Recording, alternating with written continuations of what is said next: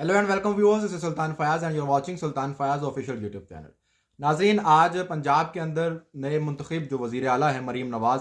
वो मुंतखब हो चुकी हैं और PMLN से उनका ताल्लुक़ है। पाकिस्तान मुस्लिम लीग नवाज़ की चीफ़ ऑर्गेनाइज़र हैं। साबिक़ वज़ीर आज़म मियाँ मोहम्मद शहबाज शरीफ की जो है वो भतीजी हैं, जो कि अब पाकिस्तान के वज़ीर आज़म होंगे और मियाँ मोहम्मद नवाज़ शरीफ की बेटी हैं। तो जनाब उन्होंने 220 वोट जो हैं वो हासिल किए हैं और वज़ीर आला पंजाब मुंतखब हो गई हैं। यह पाकिस्तान की तारीख में पहली मरतबा है कि कोई खातून जो है वो वज़ीर आला मुंतखब हुई है, वरना आज से पहले जो मर्द हैं वही तमाम सूबों के वज़राए आला जो है वो बनते रहे हैं। आज तक कोई भी खातून जो है वो वज़ीर आला नहीं बने। बेनज़ीर भुट्टो साहिबा जो हैं वो पाकिस्तान की पहली और इस्लामी दुनिया की पहली जो है वो वज़ीर आज़म थी, खातून वज़ीर आज़म थी, लेकिन वज़ीर आला का ओहदा उन्होंने भी अपने पास नहीं रखा था और वो वज़ीर आज़म की ही कैंडिडेट थी और उन्होंने उसी मनसब को संभाला था। इस लिहाज से मरीम नवाज़ जो हैं उनको ये एजाज़ हासिल हो गया कि पाकिस्तान की पहली खातून वज़ीर आला। तो जनाब पाकिस्तान तहरीक इंसाफ जो है वो बहुत ज़्यादा हल्ला गुल्ला कर रही थी इससे पहले कि जनाब हम बहुत टफ टाइम देंगे, और यहाँ तक कुछ लोग तो अक्सरियत का भी दावा कर रहे थे और कह रहे थे कि हम बहुत बड़ा सरप्राइज़ देंगे और ये कर देंगे और वो कर देंगे। मैंने आपको कल ही बताया था कि जनाब ऐसा कोई सरप्राइज़ नहीं आएगा, कुछ भी नहीं होगा, बल्कि मरीम नवाज़ जो है वो बाआसानी वज़ीर आला मुंतखब हो जाएंगी। आज पाकिस्तान तहरीक इंसाफ ने टफ टाइम क्या देना था, उन्होंने बाइकआउट कर दिया और बड़ी आसानी के साथ जो है वो मरीम नवाज़ ने अपनी तकरीर भी की है। मरीम नवाज़ ने जो मुंतखब होने का पूरा अमल था वो भी हुआ। उसके बाद चाहिए तो ये था कि अपोजिशन जो है वो वहाँ पर रहती, आराम से सुकून से वोट कास्ट होते, पता चलते कि जनाब आपके कितने वोट हैं, और अगर आपकी सफ़ों में कुछ ऐसे लोग शामिल हैं जिन लोगों को आपको खदशा है, ये कहा जा रहा है कि इस वजह से जो है वो पाकिस्तान तहरीक इंसाफ ने वोट कास्ट करने का जो अमल था उसका हिस्सा नहीं बने, क्योंकि इन्हें खदशा था शायद कुछ लोग जो हैं वो फ्लोर क्रॉसिंग करेंगे। तो अगर कुछ लोग ऐसे आपकी सफ़ों में मौजूद हैं जो कि फ्लोर क्रॉसिंग कर सकते हैं, तो आपके लिए ये मौका था कि वो पहले मरहले में ही सामने आ जाते और आप उसी हिसाब से चीज़ों को आगे मैनेज करते। लेकिन लगता है कि पाकिस्तान तहरीक इंसाफ के अंदर कुछ लोग ऐसे मौजूद हैं जो कि मामलात को ठीक नहीं होने देना चाहते, हालात को जो है वो बेहतरी की तरफ गामजन नहीं होने देना चाहते। शायद उनको इसी तरह से फ़ायदा मिल रहा है कि इमरान खान अंदर रहे, पाकिस्तान तहरीक इंसाफ जो है वो ज़ेर-ए-ताब रहे। इस चक्कर में उनको शायद कोई ज़ाती तौर पर फ़ायदा हो रहा होगा, क्योंकि पाकिस्तान तहरीक इंसाफ को बतौर जमात तो कोई फ़ायदा नहीं हो रहा, बल्कि बतौर जमात तो पाकिस्तान तहरीक इंसाफ जो है वो रही ही नहीं है। सुन्नी इत्तेहाद कौंसिल के अंदर जो है वो अपने उनके तमाम जो हिमायत याफ्ता आज़ाद उम्मीदवार थे वो चले गए हैं। तो अब इस सारे अमल के दौरान पाकिस्तान तहरीक इंसाफ के वकला की जानिब से, पाकिस्तान तहरीक इंसाफ की जो पूरी टीम की जानिब है, उनकी जानिब से जो इतनी ज़्यादा सुस्त रवैया हमें दिख रही है, इसके पीछे क्या है, ये बहुत बड़ा सवाल है।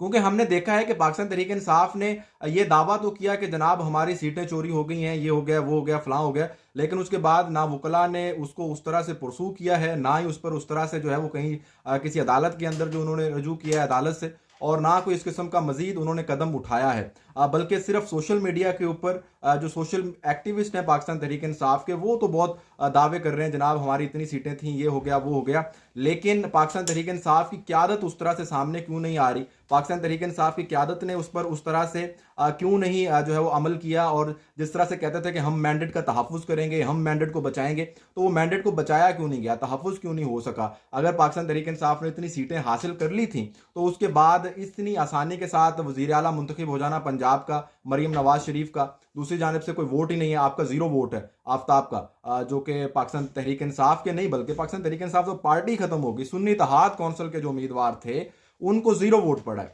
और जो आपके लोग थे वो वॉकआउट कर गए। होना तो ये चाहिए था कि आप भी वोट डालते। दूसरी तरफ अब पाकिस्तान तहरीक इंसाफ जो है वो उन्होंने ये फैसला किया है कि वो आज़ाद हैसियत से कैंडिडेट खड़ा करेंगे अली अमीन गंडापुर को खैबर पख्तूनख्वा के अंदर। लेकिन आपने तो पहले ऐलान किया था कि जनाब वो सुन्नी इत्तेहाद कौंसिल के प्लेटफॉर्म से आएंगे वो भी, और उससे पहले आपने जमात इस्लामी से वादा करने की कोशिश की थी, लेकिन जमात इस्लामी ने आपको फिर वहाँ से मुस्तरद कर दिया और आपकी बात नहीं मानी, जिसकी बुनियाद पर आपका उनसे भी इत्तेहाद नहीं हो सका, मौलाना फजल रहमान से भी इत्तेहाद नहीं हो सका। अब आप आज़ाद कैंडिडेट खड़ा कर रहे हैं, और इसके पीछे भी क्या मुहर्रिकात हैं ये भी आवाम के सामने रखें। और अगर आपके पास कोई इस किस्म की स्ट्रेटेजी नहीं है, तो जो पाकिस्तान तहरीक इंसाफ के नए क़यादत सामने आई है, आप उसको सामने लाएं और उसको जो है वो अपना मैंडेट दे दें। जिस तरह से असलम इकबाल ने जो है, मियां असलम इकबाल जो कि पंजाब के वज़ीर आला के कैंडिडेट थे, उन्हें लगा कि अगर वो असम्बली में आएंगे वो गिरफ्तार हो जाएंगे या कुछ तरह का मामला हो जाएगा, तो उन्होंने आफ्ताब को जो है वो आगे कर दिया और कहा जी कि आप मेरी जगह पे कैंडिडेट होंगे। तो इसी तरह से जो पाकिस्तान के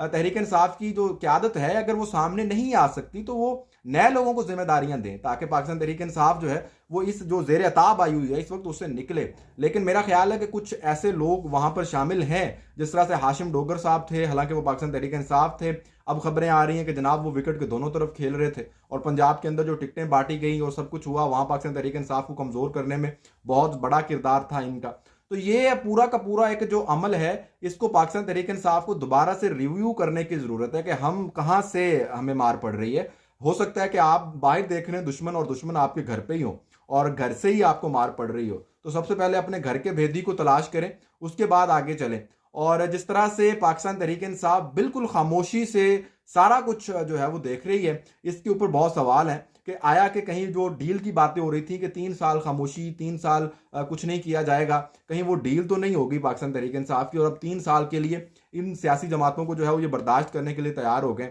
और इनके बकौल जिनका मैंडेट चोरी हुआ था अब उस पर भी समझौता कर लिया है और 3 साल तक ये किसी को नहीं छेड़ेंगे। दूसरी तरफ इमरान खान ने जो है वो बैरिस्टर गौहर अली खान की जो बरतरफी की थी और नया कैंडिडेट लाने की कोशिश की थी बैरिस्टर अली जफर को,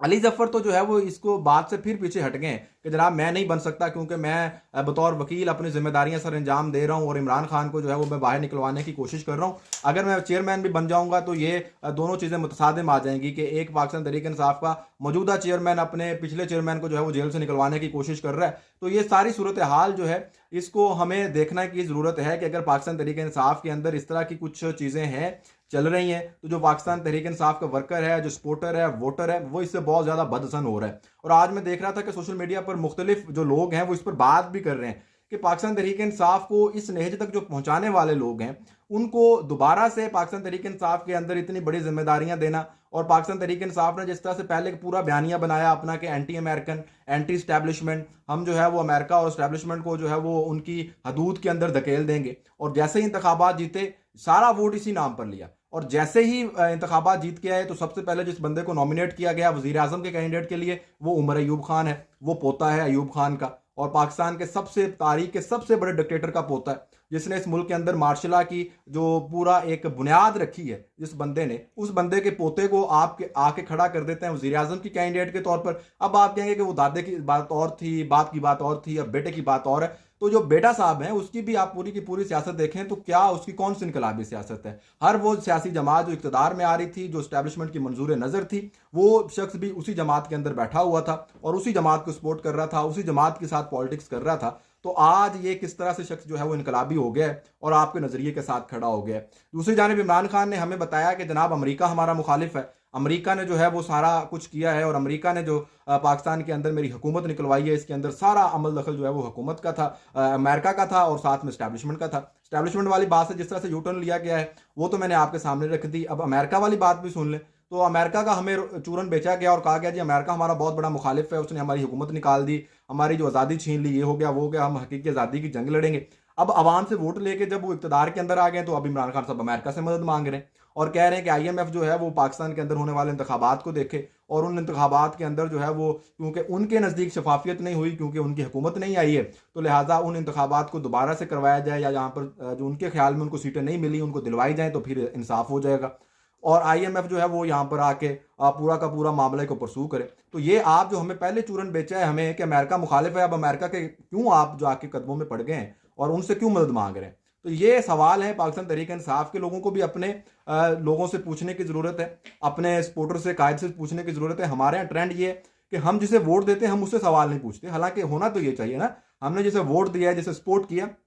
उससे सवाल पूछें कि भाई हमने आपको वोट दिया था, आपको सपोर्ट किया था, आपको इक़्तिदार में लेकर आए थे और आपने हमें ये रीजंस दी थी कि अगर आप इक़्तिदार के अंदर आएंगे, आपने ये वादे किए थे कि जनाब मैं ये पूरे करूंगा, आप आज कैसे पीछे हट सकते हैं, कैसे यू टर्न ले सकते हैं। तो ये सारी सूरत हाल है। आज जो मुंतखब वज़ीर आला मरीम नवाज़ हैं उनकी बहुत ही मुस्बत तकरीर थी उस पर भी बात कर लेते हैं कि उन्होंने बहुत अच्छी तकरीर की है और पंजाब के अंदर जो है वो बड़े बड़े प्रोजेक्ट्स लाने का उन्होंने वादा किया है। सबसे पहले तो उन्होंने कहा है कि मैं तालीमी निज़ाम को दोबारा से रिव्यू करूंगी और देखूंगी कि जो जो पंजाब के अंदर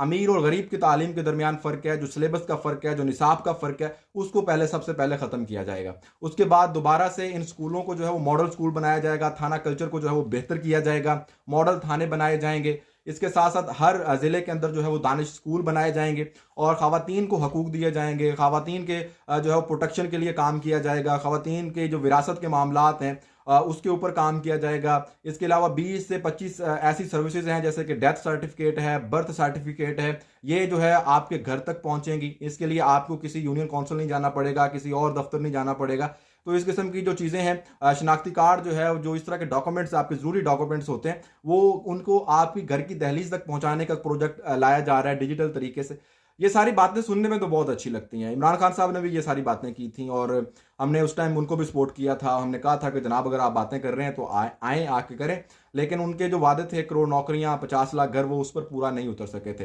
तो मरीम नवाज साहिबा ने अगर जो ये वादे किए हैं, यही अवाम के हकीकी मसाइल हैं, थाना कल्चर प्रॉब्लम है, तालीम का प्रॉब्लम है, सेहत का प्रॉब्लम है, खवातीन की प्रोटेक्शन का मामला है, बाकी चीज़ें हैं जो आपने सेफ सिटीज़ के जरिए उन्होंने कहा है कि हम जराइम कम करेंगे। तो यही पाकिस्तान के जो आम लोग हैं उनके इस वक्त मसाइल हैं। अगर आप इस पर जो है वो पूरी तरह से काबू पा लेती हैं और आप पंजाब को संभाल लेती हैं तो यकीनन आपकी अगली हुकूमत जो है वो मरकज़ में 2/3 अक्सरियत से भी आप आ सकते हैं, क्योंकि पंजाब पाकिस्तान का सबसे बड़ा सूबा है और शहबाज शरीफ मुस्लिम लीग नवाज का अब फ्यूचर डिसाइड नहीं करेगा। पिछले व्लॉग में भी हमने बात की थी। अब मरीम नवाज पाकिस्तान मुस्लिम लीग नवाज का फ्यूचर डिसाइड करेगी, क्योंकि पंजाब के अंदर अगर अच्छी परफॉर्मेंस है तो पाकिस्तान मुस्लिम लीग नवाज जो है वो बाकी रहेगी। अगर आप जितनी मर्जी अच्छी परफॉर्मेंस दिखा लें मरकज़ के अंदर, लेकिन अगर आप पंजाब के अंदर फेल हो गई तो उसके बाद आपका जो है वो मिलिया मेट हो जाएगा और आपकी पार्टी भी जो 2-4 सीटों वाली पार्टी बन के रह जाएगी पंजाब के अंदर, और कोई आपकी जगह और जगह ले लेगा। पाकिस्तान तहरीक इंसाफ हो सकती है या कोई और भी सियासी जमात हो सकती है, लेकिन आपका मिलिया मेट हो जाएगा। आज तक के लिए इतना ही। अल्लाह हाफिज़।